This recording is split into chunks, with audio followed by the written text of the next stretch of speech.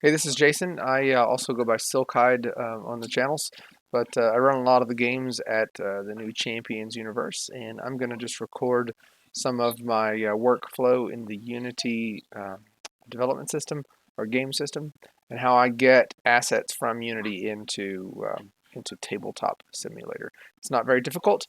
I have some tutorials already available that talk about how to, and I'll show you some of them right now just in case. Um, Show you how to get set up in Unity.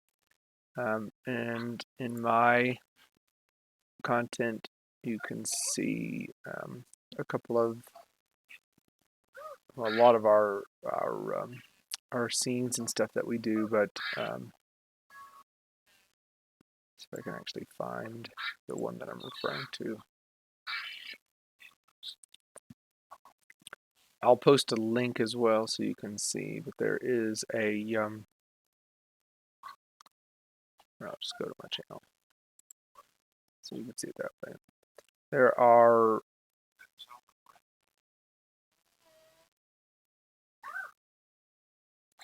channels that I have that use TTS asset bundle effects. This is the one that I'm referring to.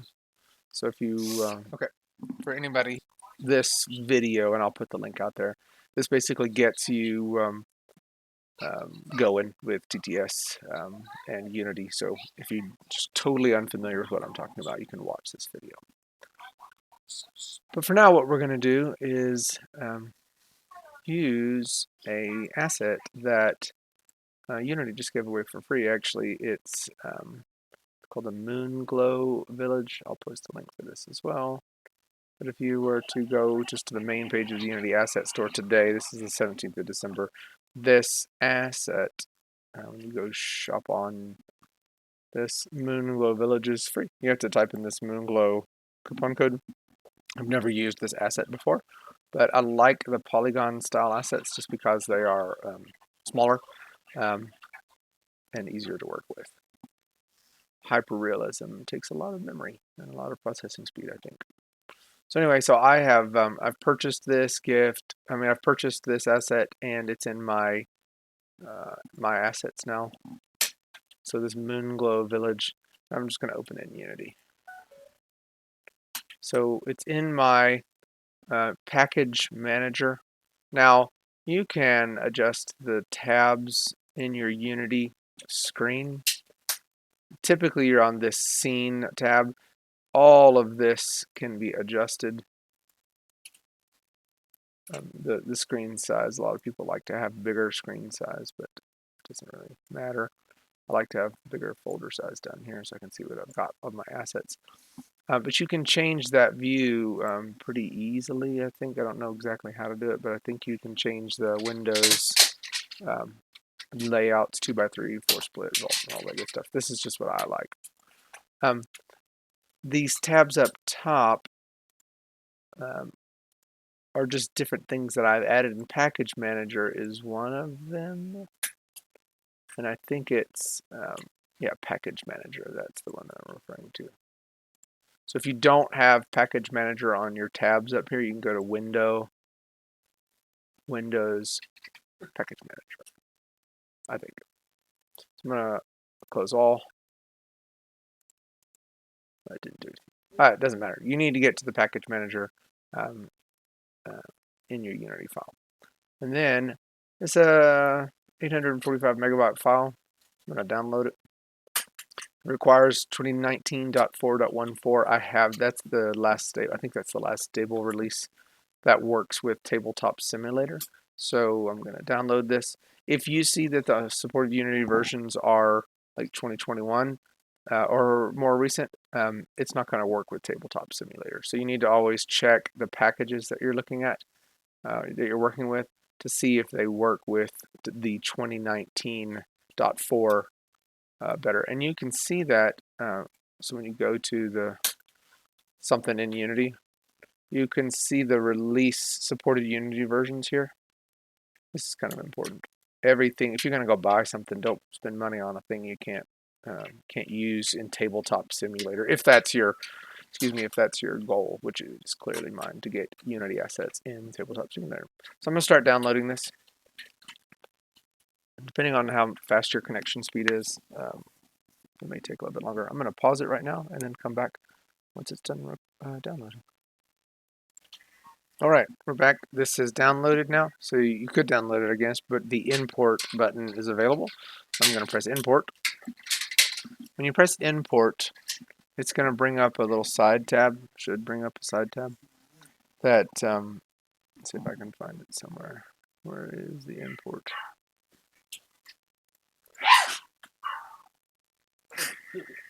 So it's preparing the package. And once it does this, it's basically decompressing a compressed file that was downloaded. It opened it on my second screen, but I'm going to bring it over. This type of import Unity package screen, I don't know if you can see it right here. This is going to bring in what I just downloaded into a Moonglow Village built-in RP. See this top folder tree? It's going to bring all those in, all these files in. And I'm going to import it. Once I import it, it's going to be in this little project console, project view. It's basically just downloading it and then bringing it into the file structure that Unity sees. I'm going to pause while this is just continuing to import. This can take a few minutes depending on how big. This is a big package, so we're going to pause the recording while this imports. Okay, so this downloaded, and when it finished downloading, importing, then the little menu goes away. And what you should be able to do is go to this project tab, left clicking on that, and here it is, Moonglow Village. From there, the first thing I typically do in a package, depending on what the package has, is most of them have like a pre-built scene, so I'll go into it. And then I'd just like to go see, okay, let's just see what they've got. This is whomever made this scene, this package has several different demonstration scenes, and I'm just going to look at the one that's all the props. This is just everything that's in the scene. Now I'm still looking at the package manager, but the scene that I just opened is in the scene view, so I'm going to click on that, left click. This is everything that's in the Moonglow Village, and that's cool. So it's got some different doors, like arches, some furniture, like an interior scene over here, a couple of trees. And what I'm doing to navigate around my screen like this is I right click and hold left and right to move my perspective. It's just right, I'm holding down right click and then moving my mouse, and this does this. Now, if I actually want to move the screen, I have a scroll wheel. So if I click the scroll wheel, then it grabs the screen to see what happens to my mouse. So now I'm straight up moving the whole view. This is me scrolling in and out on the scroll wheel. This is me clicking on the scroll wheel and moving. This is right click, left click, right click, and then just holding. Okay, so it's kind of cool. You can tell that there's a post-processing effect because there's a little vignette around the screen. There's a vignette around the screen. That processing effect won't go to Tabletop Simulator. So I will typically get rid of post-processing effects. This is not going to look that way. And it may be in the, let's just see where it's at. So it's just the light. It's the light. Post-process volume and light. I'm going to get rid of it. I'm going to delete that. There you go. So I don't have the little vignette or the, it doesn't look so pretty anymore. Now the point light, these are just lights in the room. So I'm not going to delete that. But it looks like there is a light in the middle of the scene. This little directional light, just so you can see it. If I delete that directional light, if I go into play mode, I won't be able to see the assets. So I'm going to click on play mode. There is a camera setup.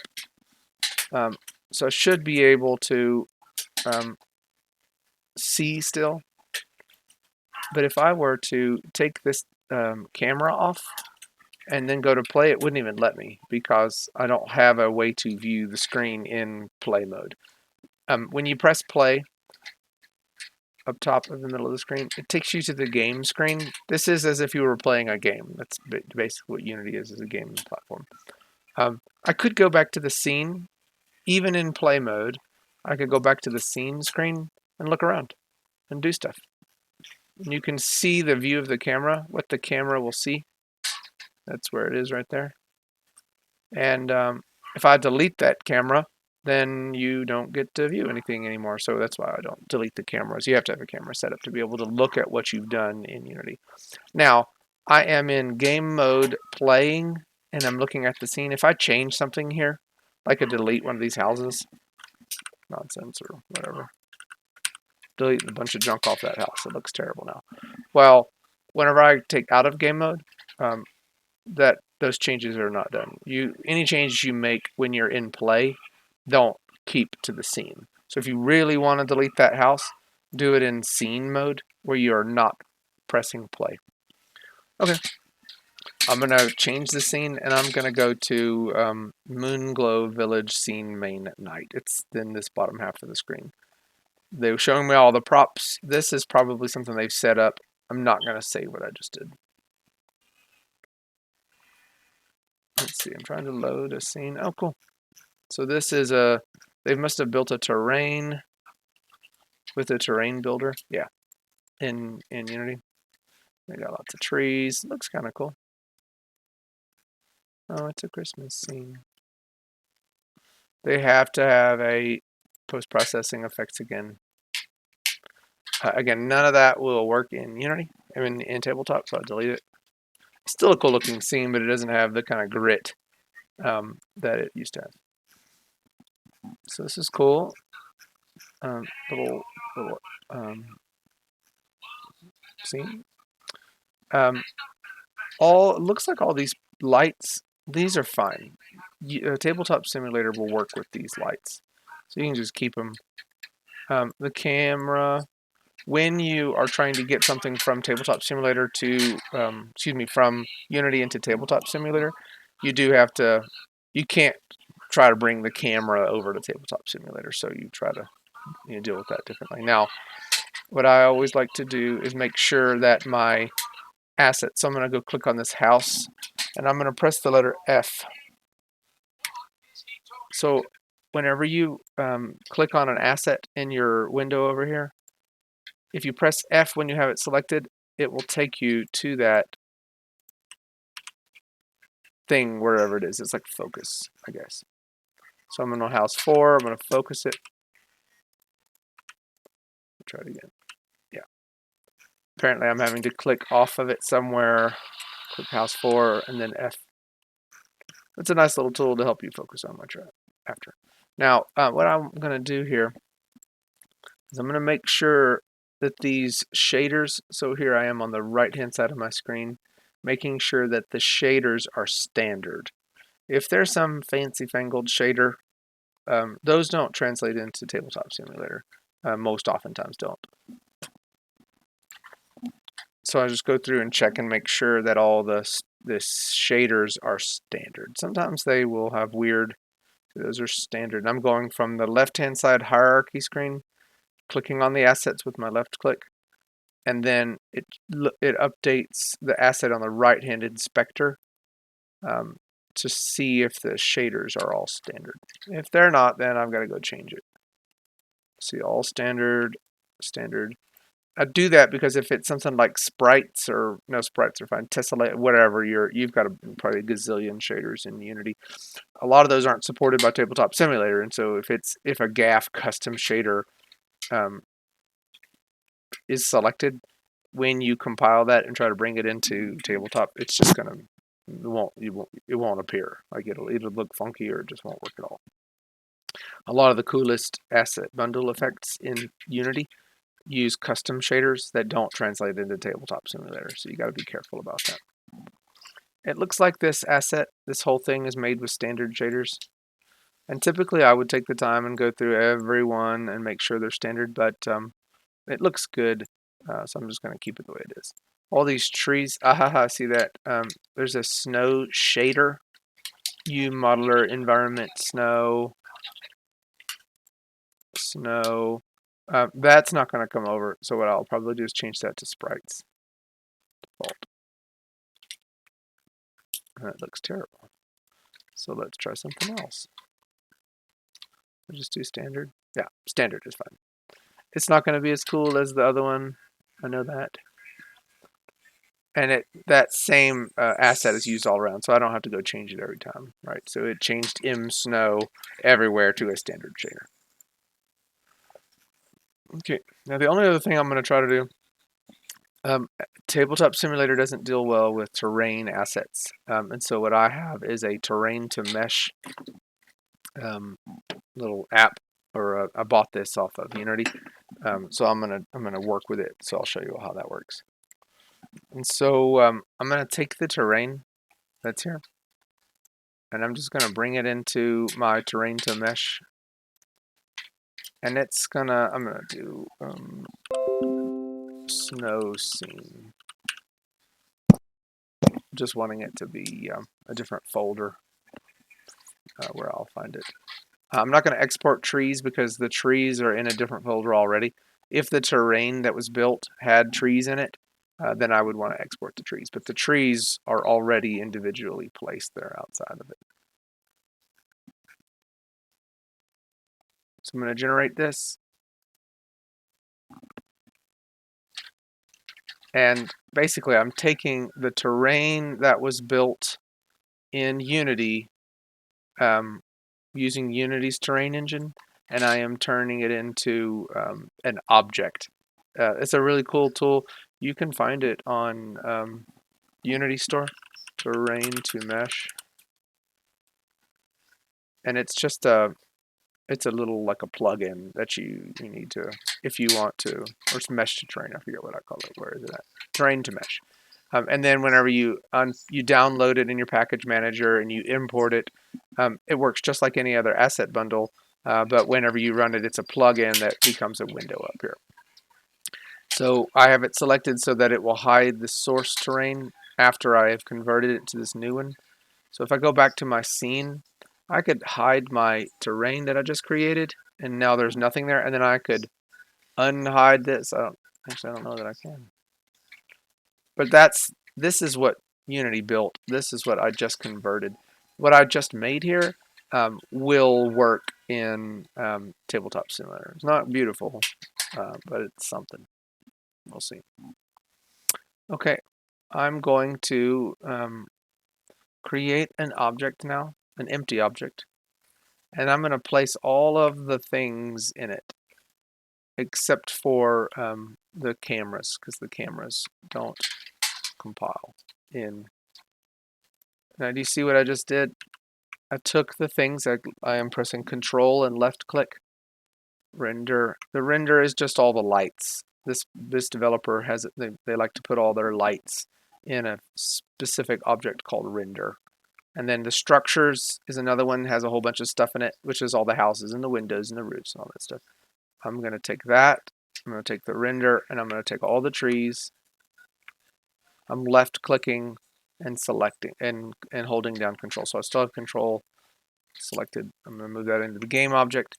I'm going to call the game. I'm just basically pressing F2 here to change the. I think you could. I think you can click and then wait. Yeah, click and then wait. Yeah. We're just going to call this Moonglow Village. It's a good name. From there, I am going to. I'm going to make an object out of this. So down in my Moonglow Village folder where I had what I downloaded in the scenes and everything, I'm going to take this Moonglow Village and I'm just going to drag it. I'm clicking and holding and I'm dragging it down. And when I do that, it creates a prefabricated asset .prefab. See this happened? And that's the whole scene. Kind of cool. Then what I'm going to do is I'm going to go over to the right hand side and make an asset bundle out of this. And I'm going to call it Moonglow. I'm in the right hand side of the screen and I am typing in the asset bundle window. So I click on the thing that I just drug down. Once it's selected, I go over to the right hand side where I have asset bundle selected, and I could make a new asset bundle name if I wanted to, type something in, but I'm not going to. I'm going to just select that Moonglow one. Now that I have that, I also have a apparently a runestone one. See if I can remove unused ones. So I have apparently I have it. I like to keep my asset bundles clean. So I'm going to remove this one. So now I could do a remove unused names, and my runestone would be gone. I just don't like how it. So this is, and if I didn't do that, where I clean up old ones, it would create that asset bundle again too, and just overwrite the runestone one that I had built a couple of weeks ago. So I have my Moonglow one. Now that it is in an asset bundle, I'm going to right click anywhere on the screen, and I'm going to do this build asset bundles. Now, building asset bundles comes from the setup that I did using Tabletop Simulator's. They have like a downloadable file that helps you set up your environment properly. I've already done that, and that instruction is included in the video that I mentioned earlier in this, and I will paste that video that helps you get set up with the asset bundle effects from Tabletop Simulator. Okay, building asset bundles can sometimes take a little while, again, depending on how big the assets are. And one mistake I just made was I didn't downgrade the quality of the materials that are used in this asset. So if I were to go to my asset bundles folder, this Moonglow asset that I just made is 64, almost 65 megabytes. That won't load in Tabletop Simulator. It's too big. Maybe it would load, but it would probably bog everybody else's machines down. So what I need to do is go back and into the folder where all the assets are. If I go to materials or textures, textures, I'll see all the textures they have in this asset pack. And when I do this, you can see on the right hand side of my screen over here where I've got maximum size. That's a pretty high resolution. I don't need all that. No one's ever going to notice it. So I bring it down typically to 256 size, and I apply. And by doing that, it's going to make this scene so much smaller, which is really all I'm going for, so that it can be loaded into into Tabletop Simulator. One thing that I also need to do, and this is just because I used this little terrain scene, the file needs to be. Oh no, I did find. Oh yeah, I see the file is pretty.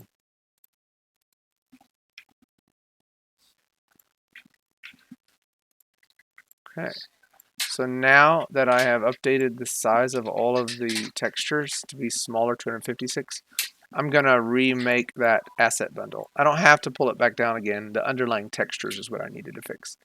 Now that I have lowered the size of them, I will right-click anywhere in the screen and press left-click build asset bundles. Again, this can take some time, depending on how many different objects are in it and how big they are. That did not take very long for me. This time, because I've reduced the size of those textures, the asset is only 2 megabytes. That will load just fine. So now I'll go to Steam, and I will load Tabletop Simulator, play.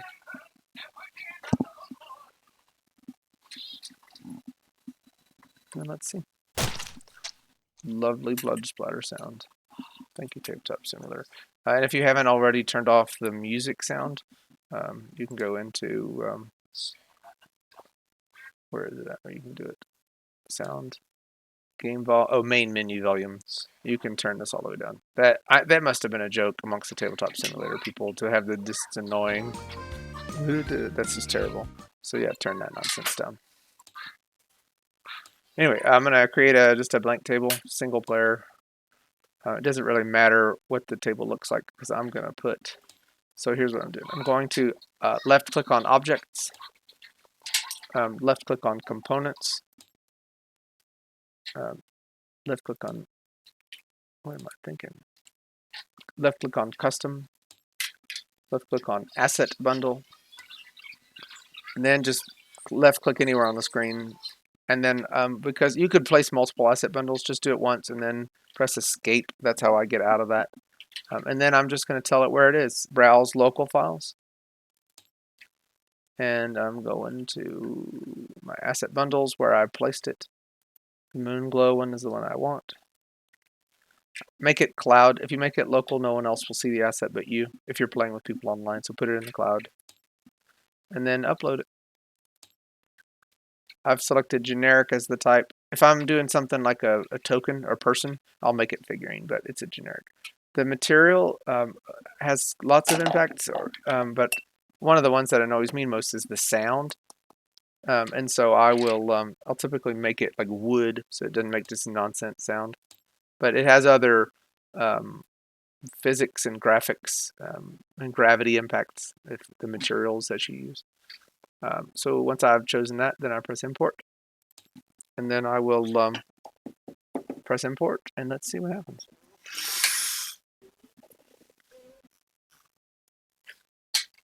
So you see it's like way up here. It's a big asset. So let's see if I can deal with this thing. It might be too big. I might need to go back into Unity and shrink it some. We'll see. We'll see. So I'm trying to find the asset up top. And I can't seem to get to it.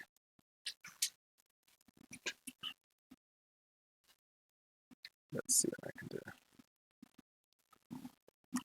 I'm going to try to move around a little bit. I'm using my arrows on the keyboard for Tabletop Simulator. And I just don't think I'm going to be able to work with it this way.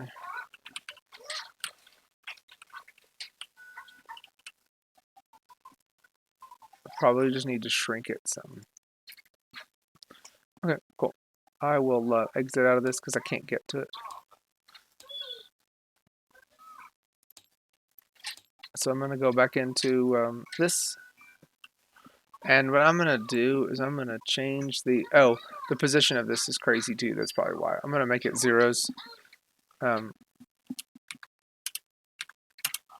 now it shouldn't be up in the sky. And what I'm going to do is I'm going to make the scale of it half. So I'm just making it a little smaller. Maybe that will help me be able to deal with it once I'm in Tabletop Simulator. So I'm gonna bring it down. Oh, again, what I'm doing here is I'm clicking it because I've made changes like that. Maybe I don't have to, but I'm kind of neurotic about it. So I've made a bunch of changes, the position and the scale. So I'm gonna make a new prefab out of this. I'm gonna left click and drag the whole thing down. Do a original prefab. Now I've got Village 1. I'm going to go down to Moonglow Village, the original one that I did that didn't work so well, and I'm going to go over to the right-hand side of the screen and take off the asset bundle. Just call it none. Now that I don't have any asset bundles assigned to any assets, if I were to do remove unused names, Moonglow would go away. I don't want to because I want to make Moonglow, this new Moonglow Village 1. So now when I do that, it's selected. I can right click anywhere, build asset bundles, and it's doing it. It's going to overwrite this one that I made just a minute ago. So now it's remade. I can see the timestamp changed. So I'm going to go back into tabletop, play.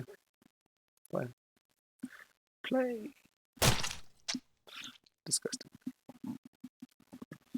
Okay, then I'm going to create a single player. I'm going to do left click on objects, left click on components, left click on custom, left click on asset bundle, press escape, do the main, and I'm going to do Moonglow one more time. Cloud, upload. I like the wood sound instead of the plastic sound. And I'm going to press import. Let's see if that helps.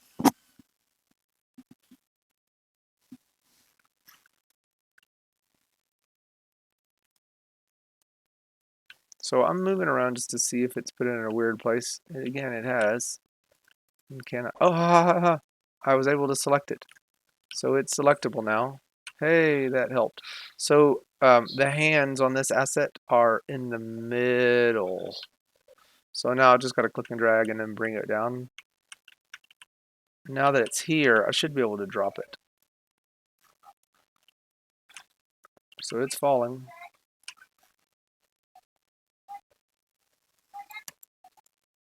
Oh, I lost it. Shouldn't fall through the map. Hopefully it will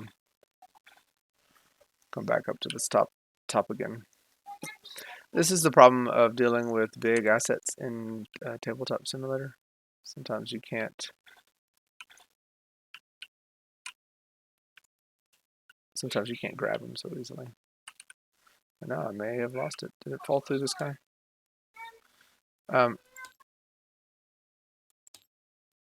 If it had fallen through the sky, I could see over there that it didn't. So I'm gonna look for this asset.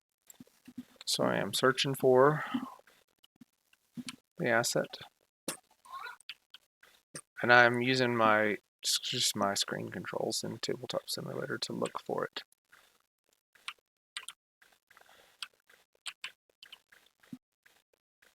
I'm having trouble finding it. Okay, I'm just gonna create a new table again. It's okay. And then I will try not to make the same mistake. So left click components, left click custom, left click asset bundle, press escape, find the asset, cloud, upload, wood, and import. So here it is. So I'm just trying to get over where I can hover it. And once I can do that, then I can, and actually I can kind of shrink it a little bit. I'm pressing minus to shrink it some. Trying to shrink it as much as I can to deal with it a little better. It's a pretty big asset.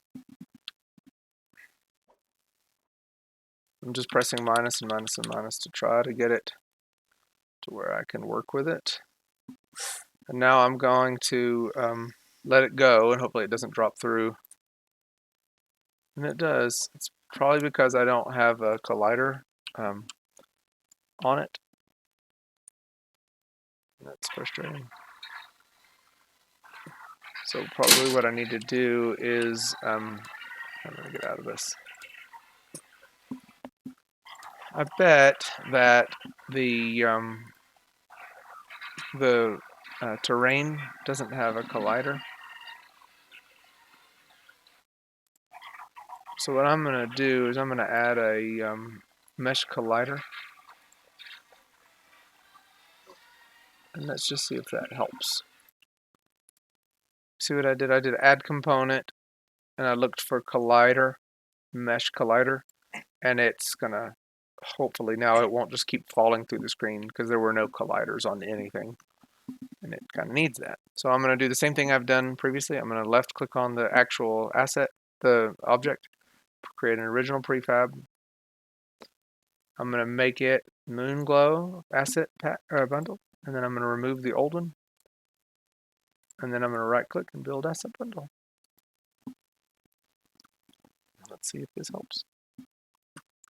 So let's see, it shouldn't have a new timestamp at 10:37. Okay, it does. Go back to Tabletop Simulator, play. Blood splatter, disgusting.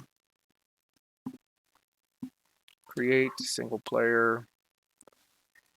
Then I'm going to left click on objects, left click on components, on custom, on asset bundle, left click there and then press escape. Browse, do moon glow, open, cloud, upload, making it wood sounds. Let's import. Now let's see. Okay, so I have something here. I'm gonna click it and I'm gonna try to shrink it as much as possible. Okay, it's shrunk. Now that it's got a collider, it doesn't fall through the table. It's very nice. And I can click and move it anywhere. So what I'm going to do is I'm going to take off some of the lights.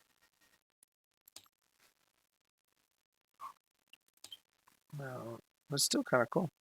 My avatar for my thing is I'm going to just bring it over a little bit. I'm going to lock it. So I've locked this thing. So you can press L to lock something, but you can also just right click on the asset and press lock. So it's locked now. So this is the little village. It's really bright. And a lot of it's because I've got the I've got a big bright scene, and I took the lighting effects from Unity. Maybe if I took those out, it would be better. I don't know. But what I will do is I'm going to save this asset as Moon Glow. Right click on it and save it. And I'm just going to put it in my assets folder, resources folder, Moon Glow. And then from there, I'm going to go to a table that I like. So I'm going to load a table, base table, just a clean table here.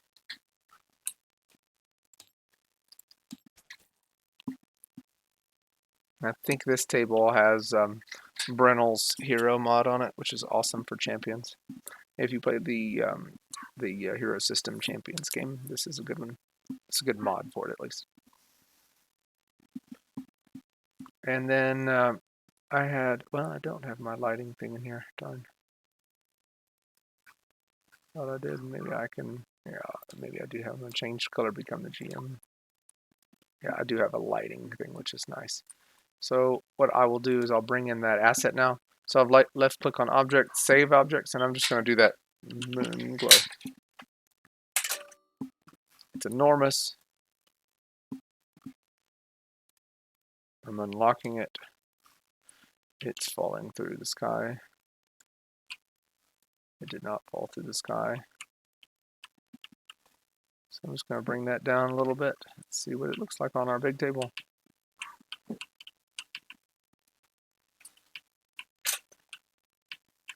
Okay.